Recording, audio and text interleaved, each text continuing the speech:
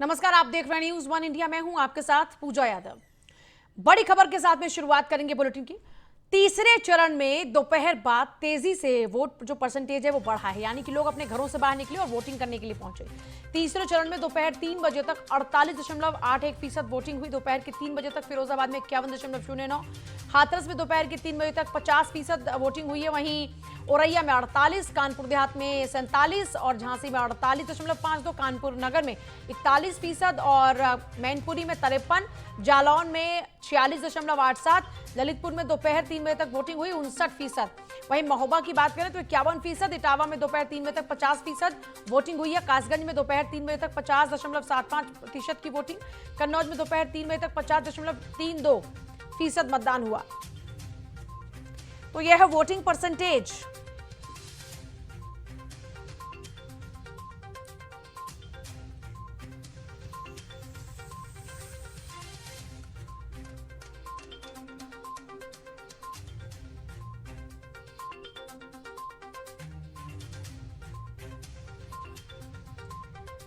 UP में 3 बजे तक कुल 48.81% मतदान।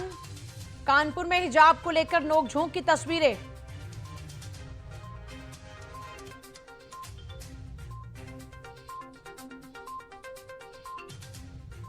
कासगंज में दोपहर 3 बजे तक 50% वोटिंग हुई है। देखिए, बहुत तेजी के साथ अब वोटिंग खत्म होने की ओर वक्त बढ़ रहा है। 5:30 का वक्त हो चुका है।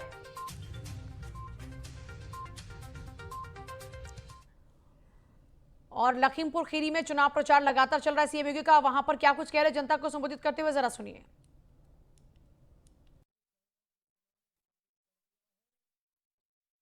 उत्तर प्रदेश से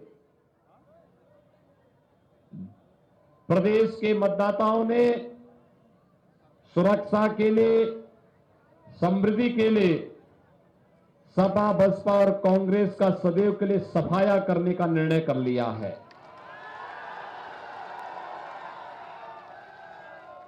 भाइयों बहनों, आज तीसरे चरण के मतदान में भी मतदाताओं का भारी रुझान भारतीय जनता पार्टी के पक्ष में है और खासतौर पर माताओं का, बहनों का, बेटियों का तो भारतीय जनता पार्टी को इतना आशीर्वाद प्राप्त हो रहा है, भारी पैमाने पर उनका समर्थन मिल रहा है। मैं आज प्रातः काल से ही लखीमपुर खीरी जनपद के अलग अलग क्षेत्रों में भारतीय जनता पार्टी के प्रत्याशियों के समर्थन में मतदान करने की अपील करने के साथ आज यहां पर उपस्थित हुआ हूं। भाइयों बहनों, जब हम 2022 में विधानसभा चुनाव में फिर आपके बीच आए हैं, याद करिए 2017 में भी हम लोग आए थे। 2017 के पहले प्रदेश के अंदर किस प्रकार की अराजकता की स्थिति थी। हर दूसरे दिन एक दंगा होता था, महीनों महीनों तक कर्फ्यू लगा रहता था। प्रदेश के अंदर बेटियां सुरक्षित नहीं थी, अराजकता का तांडव होता था, बाजारों में बमबाजी होती थी और असुरक्षा के उस माहौल में उत्तर प्रदेश की छवि खराब होती थी। उत्तर प्रदेश के नाम से लोग परहेज करते थे। हमारे नौजवानों के सामने पहचान का संकट था। वे कहीं जाते थे, लोग पूछते थे कहां से हो। अगर उसने बोल दिया मैं उत्तर प्रदेश से हूं तो उसको होटल और धर्मशाला में कमरा भी नहीं देते थे। लेकिन भाइयों बहनों, 2017 के बाद आपने 5 साल में उत्तर प्रदेश के अंदर कहीं दंगा देखा, कहीं कर्फ्यू देखा? आज प्रदेश में दंगा नहीं होता है, आज प्रदेश में कर्फ्यू नहीं लगता है, आज बाजारों में बमबाजी नहीं होती है। आज तो भाइयों बहनों, कर्फ्यू का स्थान भगवान शिव के भक्तों ने कावड़ यात्रा के रूप में ले लिया। कावड़ यात्रा हर हर बम बम का नारा लगाते हुए चलती है। पूरे प्रदेश को भक्ति के रस में अपने आप को अंगीकार कर लेता है। भगवान शिव एक ऐसे देवता हैं, वो सबको जोड़ते हैं। कहते ना भगवान शिव की बारात है क्या, यानी जहां सब लोग आ जाएं, कोई भेद नहीं, कोई भेदभाव नहीं। अभी 1 तारीख को शिवरात्रि है, बाबा गोला गोकर्णनाथ जी को आप यहां पर उस समय जलाभिषेक करने के लिए जाएंगे। कोई भेद होता है क्या? बाबा के दरबार में तो सब एक समान है। भक्त बन करके जाता है, महान बन करके निकलता है। यही तो असीम कृपा बाबा की है। भाइयों बहनों, प्रदेश में दंगे नहीं होते, कर्फ्यू नहीं लगता, अराजकता नहीं फैलती, बेटियों की सुरक्षा पे कोई सेल नहीं लगा सकता। और भाइयों बहनों, गरीबों की कमाई को डकैती के रूप में निगलने वाले और बड़े बड़े माफिया जो अपने को पहले सत्ता में रहकर के सूरमा समझते थे, आज जब उनके अवैध कमाई पर सरकार का बुलडोजर चलता है तो उनकी सारी गर्मी शांत हो जाती है। आपने देखा ना, और मैं यही बोलने के लिए आज आपके पास आया हूं। कस्ता के मेरे मतदाता भाइयों बहनों, मुझे बताओ 2017 के पहले बिजली मिलती थी क्या? आज तो मिलती होगी ना। सौरभ को आपने विधायक बनाया तो बदले में बिजली सब जगह पहुंच गई ना, हर गांव हर मजरे में बिजली पहुंच गई ना। हरदोई के सवाईसपुर विधानसभा में बीजेपी प्रत्याशी माधवेंद्र प्रताप सिंह रानू के समर्थन में केंद्रीय राज्य मंत्री बीएल वर्मा ने विशाल जनसभा की और इस मौके पर बीएल वर्मा ने न्यूज 1 इंडिया से खास बातचीत करते हुए क्या कुछ कहा, आइए सुनवाते हैं आपको। हमारे साथ मौजूद हैं बीएल वर्मा, जो केंद्र सरकार के राज्य मंत्री हैं, और हम उनसे जानेंगे कि उत्तर प्रदेश में कितनी सीटें आ रही हैं। उत्तर प्रदेश में 2022 में हम 2017 को रिपीट करने जा रहे हैं। सर, अधिकतर लोग जो गांव के लोग हैं वहां पर गाय का मुद्दा होता है, गाय के मुद्दों को लेकर क्या क्या करेंगे? क्या देखिए, 2017 से पहले लेकिन गाय के मुद्दे हमारे समाज में अपना धार्मिक स्थान रखता है। हमने गायों को जाने में काम किया और गायों को सुरक्षित रखने के लिए गाँव को अपने गौशाला बनाने का काम किया है। पूरा करेंगे और इस समस्या से समाधान। हरदोई जनपद में विशाल जनसभा को आपने संबोधित किया है। हरदोई जनपद में 8 विधानसभाएं हैं, कितनी सीटें आप मान रहे हैं? 8 ये थे केंद्रीय मंत्री बीएल वर्मा जी। उनका कहना है कि हमारी सरकार आएगी और हरदोई की 8 विधानसभाओं पर कमल खिलेगा। हरदोई से न्यूज 1 इंडिया के लिए आशीष सिंह। हमारे कानपुर के किदवई नगर विधानसभा से बीजेपी प्रत्याशी महेश त्रिवेदी ने परिवार के संग मतदान किया। इस दौरान न्यूज 1 इंडिया से बातचीत करते हुए महेश त्रिवेदी ने जीत का दम भी भरा और आगे क्या कुछ कहा, आइए सुनवाते हैं। कानपुर की किदवई नगर विधानसभा से भारतीय जनता पार्टी के प्रत्याशी महेश त्रिवेदी आज अपना मतदान का प्रयोग यहां पर करने आए थे और उन्होंने मतदान डाल दिया है। महेश जी, आपने कहां पे मतदान किया और क्या माहौल है आपका? यूपी के राना में हम सब लोग जो है मतदान करने के लिए आए हुए हैं और यहाँ आम जनमानस जो है आदरणीय योगी जी के पवित्रता को, मोदी जी की पवित्रता को, भारतीय जनता पार्टी के कर्मों को, विचारधारा को पसंद कर रही है। आम जनमानस भारतीय जनता पार्टी और कमल को उत्साह में वोट कर रही है। विधायक जी, लगातार कानपुर शहर में 10 विधानसभाओं में मतदान चल रहा है। मतदान की जो तेजी गति होनी चाहिए वो काफ़ी कम है। जनता से क्या अपील करेंगे? जनता से हमारा यह आम परिवार से हमारा यही प्रार्थना है, अपील है कि 5 साल में एक बार हम लोगों को मौका मिलता है व्यवस्था को ठीक करने का। इसलिए हम लोगों ने आदरणीय योगी जी के पवित्रता को देखा है। अगर हम लोग चाहते हैं कि कलयुग में सतयुग नजर आए तो जरूर निकल के आइए और ज़्यादा से ज़्यादा मतदान करिएगा। कैसा देख रहे हैं? क्या लग रहा है चुनाव में किसको प्रतिद्वंदी मान रहे हैं? वो जनता के ऊपर है और जनता कमल को पसंद कर रही, तो हमको लगता है कोई प्रतिद्वंदी होना नहीं चाहिए। तो देखिए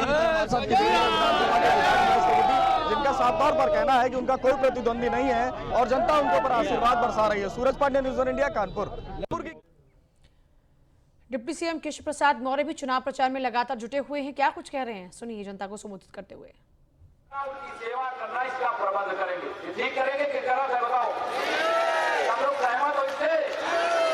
दूसरा काम मेरे मन में है कि जादू तहसील यद्यपि बड़ी तहसील है, लेकिन यहाँ एक तहसील और एक ब्लॉक की और आवश्यकता। दूसरी पारी एक तहसील और एक ब्लॉक, मुझे लगता है सिराजू पश्चिम की ओर गोघरात की तरफ जो भी स्थान से हम लोग यहाँ बैठ करके तय कर देंगे, वहां पर एक और बनवाने का काम दूसरी पारी में हम लोग करेंगे। मेरे यहाँ बेरोजगारी बहुत है।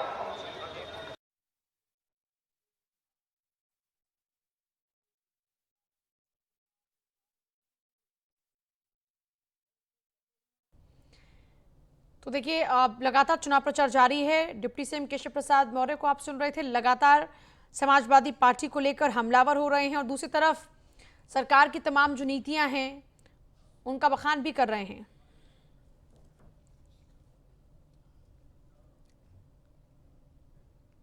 कानपुर देहात में विधानसभा सामान्य निर्वाचन 2022 को सकुशल संपन्न कराने के लिए मतदान केंद्र अकबरपुर इंटर कॉलेज का पुलिस अधीक्षक ने निरीक्षण किया, सुरक्षा व्यवस्था का जायजा लिया। इस दौरान ड्यूटी पर तैनात अधिकारियों और कर्मचारियों को आवश्यक दिशा निर्देश भी दिए। कानपुर देहात विधानसभा चुनाव के इस रण में एसएसपी ने खुद मतदान केंद्र का जायजा लिया, अधिकारी कर्मचारियों को दिशा निर्देश दिए। उस दौरान की तस्वीरें आपको फिलहाल दिखा रहे हैं।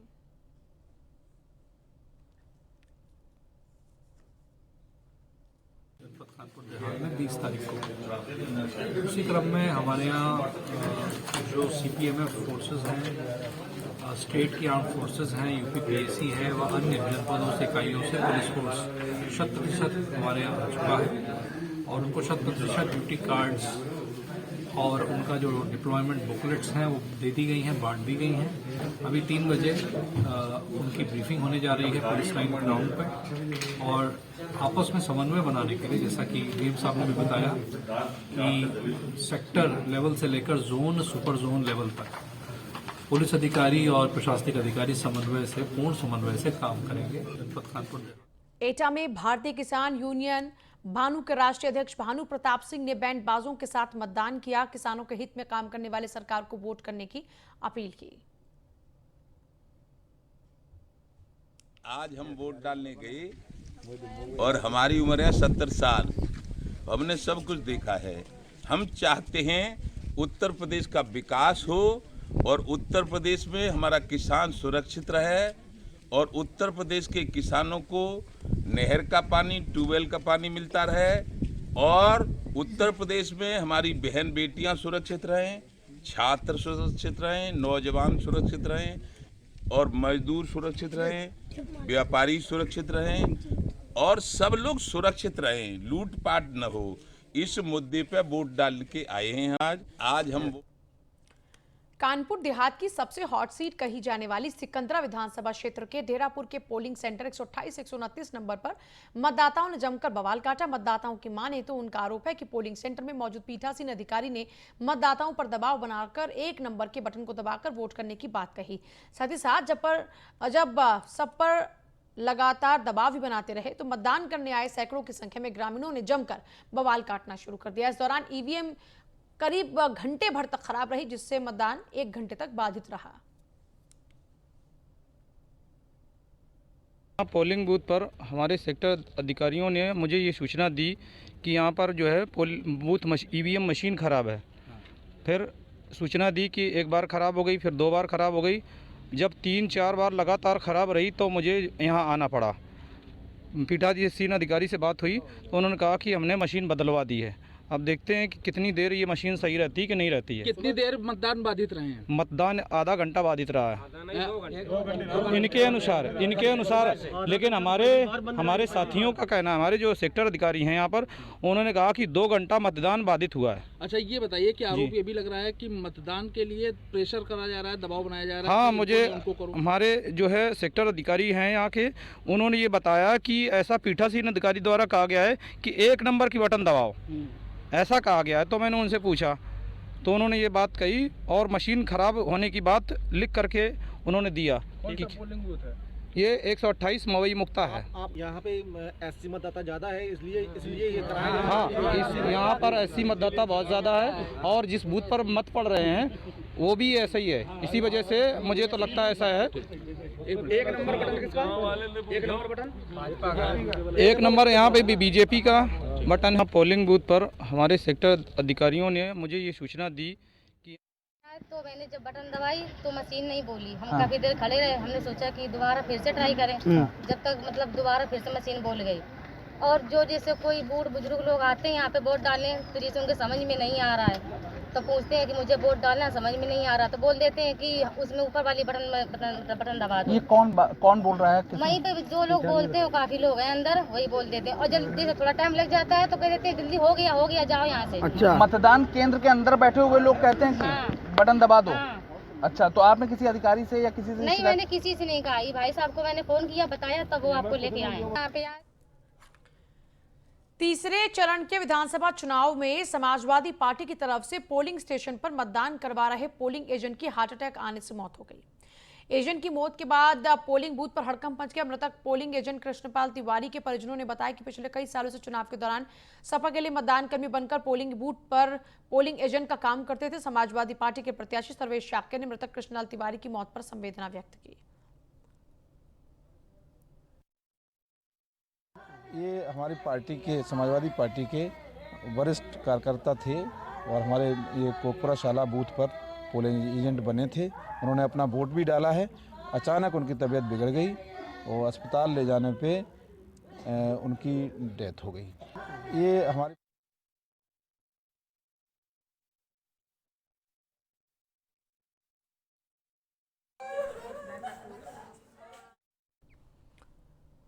तो देखिए, पोलिंग बूथ पर तैनात समाजवादी पार्टी का पोलिंग एजेंट अब नहीं रहा। उनकी दरअसल हार्ट अटैक के कारण मृत्यु हो गई, जिसके बाद परिवार वालों का रो रो कर बुरा हाल है।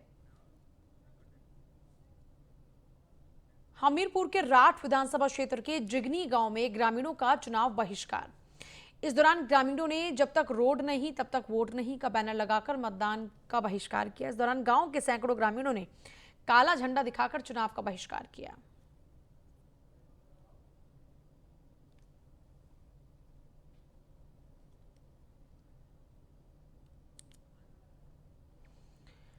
तो देखिए, अब लगातार से कई तस्वीरें सामने आ रही हैं जहां पर जो ग्रामीण हैं वो इस बात को लेकर नाराज हैं कि उनके इलाके में कहीं पर सड़कें नहीं हैं, तो कहीं पर कोई कमी है, विकास नहीं हुआ, इसलिए वो लोग नाराजगी जाहिर कर रहे हैं। अगर खासतौर पर इस गांव की बात करते तो इन लोगों ने कहा कि रोड नहीं तो वोट नहीं।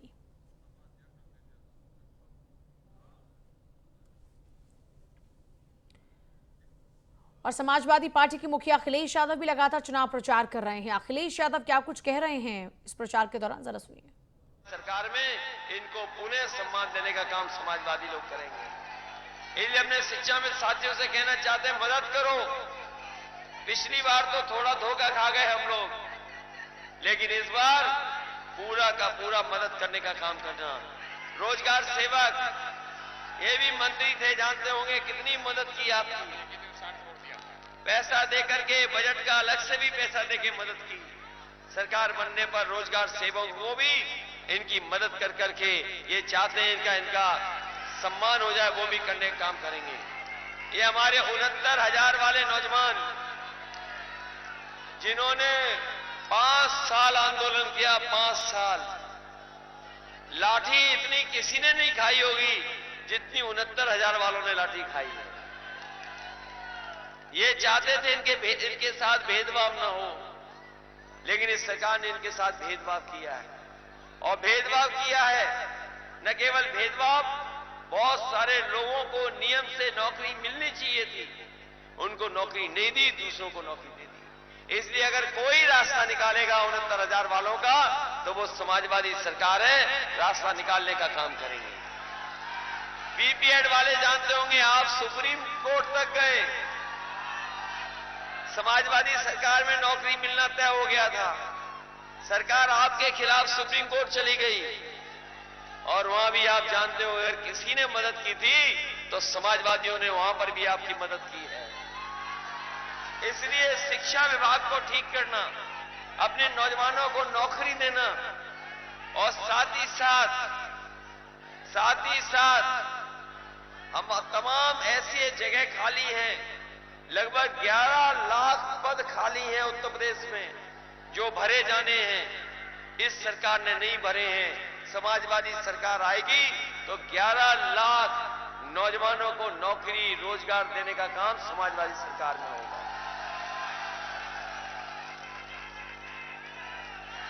ये जो बाबा जी कह रहे हैं गर्मी निकाल देंगे, हम अपने नौजवानों को कह के जा रहे हैं 3 साल से फौज की भर्ती नहीं निकली है, इसलिए भर्ती निकालेंगे और पुलिस में नौकरी निकाल करके नौजवानों को नौकरी देने का काम करेंगे। इसलिए आपसे हम अपील करने आए हैं, आप खुशहाली के लिए वोट दें, आप तरक्की के लिए वोट दें, आप उनकी मदद करें जो किसानों के लिए मदद करने के लिए तैयार रहते हैं। आप उनकी मदद करिए जिन्होंने सरकार में काम करके दिखाया हो। अगर आज सड़क पर एम्बुलेंस घूम रही है और कोरोना के समय पर अगर कोई मदद कर रहा था तो वही आपकी एम्बुलेंस थी जो मदद कर रही थी। आने वाले समय में बाराबंकी के लोगों को लखनऊ या बाहर इलाज कराने न जाना पड़े। अगर हमें यहाँ के अस्पताल को इतना बड़ा बनाना पड़ जाए कि लखनऊ से भी अच्छा इलाज हो जाए तो समाजवादी सरकार में यहाँ पर अस्पताल बनाने का काम करेंगे। न केवल मेडिकल फैसिलिटीज मिल जाएं, बल्कि साथ ही साथ गरीबों को एम्बुलेंस मिल जाए। अगर एम्बुलेंस की संख्या 2 गुनी भी करनी पड़ी तो गरीबों के लिए एम्बुलेंस की संख्या 2 गुना करने का काम समाजवादी सरकार में होगा। ये हमारी पुलिस को सुविधा दी थी कि 100 नंबर पे चले और कहीं अगर नौजवान या कहीं झगड़ा हो जाए, कहीं विवाद हो जाए, खेत में झगड़ा हो जाए, गांव में झगड़ा हो जाए, आप फोन मिलाते थे, पुलिस आपकी मदद के लिए पहुंच जाती थी। आपको थाने नहीं भागना था। लेकिन जब से बाबा जी ने, बुलडोजर बाबा जी ने 100 का 112 किया है, हमारी पुलिस का भी कबाड़ा कर दिया। और इस डबल इंजन की सरकार में अगर कोई चीज दोगुनी हुई है, इस डबल इंजन की सरकार में कोई चीज डबल हुई है तो वो महंगाई और भ्रष्टाचार डबल हुआ है। इस सरकार ने गरीबों की मदद नहीं की है। आज जो राशन बांट रहे हैं, ये राशन गरीबों को पहले नवंबर तक मिलना था। और जो लोग पढ़े लिखे हैं, बुद्धिजीवी हैं, जो जानते हैं, हमारे पत्रकार साथी भी जानते होंगे, दिल्ली का जो बजट आया है उसमें अब पैसा नहीं है राशन को लेकर के। इसलिए हम गरीबों को कह करके जा रहे हैं, समाजवादी सरकार बनेगी तो राशन तब तक चलता रहेगा जब तक समाजवादी सरकार उत्तर प्रदेश में है। और उत्तर प्रदेश में सरकार रहेगी तो पूरा का पूरा राशन मिलेगा। राशन के साथ साथ हमारे गरीबों को पौष्टिक खाना भी मिल जाए। उसके लिए चाहे हमें घी फ्री देना पड़े, सरसों का तेल देना पड़े, हम अपने गरीबों को पौष्टिक खाना देने का काम भी समाजवादी सरकार ने करेगा। ये हमारी माताएं बहनें जानती होंगी, 500 रुपया समाजवादी पेंशन मिलती थी, अब तय किया है कि 500 नहीं 1500 रुपए महीना और साल का 18,000 रुपए पेंशन देने का काम समाजवादी लोग करेंगे। ये सब कुछ कर रहे हैं तो बीजेपी के लोग घबरा गए हैं और घबरा करके क्या बातें कर रहे हैं जिनका कोई संबंध नहीं उत्तर प्रदेश से, उन बातों को रख रहे हैं। इसलिए हम आपसे विशेष अपील करके जा रहे हैं, आप इनके भाषण सुन लीजिए, इनके नेताओं के चेहरे देख लो, इनके चेहरों से पता लगता है अब इनकी सरकार बनने वाली नहीं है। मैं देख रहा हूं पीछे से साइकिल अपने आप आगे आ गई है। ये आ कैसे गई? बिना पहिया घूमे साइकिल यहां आ गई। अब तो पूरा भरोसा। साल का 18,000 पेंशन, देशी घी, कुछ यही ऐलान समाजवादी पार्टी के मुखिया अखिलेश यादव करे थे चुनाव प्रचार के दौरान में। इसी तरीके से ताबड़तोड़ चुनाव प्रचार हर पॉलिटिकल पार्टी की ओर से किया जा रहा है। इस बीच आप समझ लीजिए कि हर कोई पुरजोर कोशिशें लगा रहा है, क्योंकि मौका छोड़ने का वक्त अब निकल चुका है। रुकने बहुत ही छोटे से ब्रेक के लिए, आगे भी खबरों का सिलसिला जारी।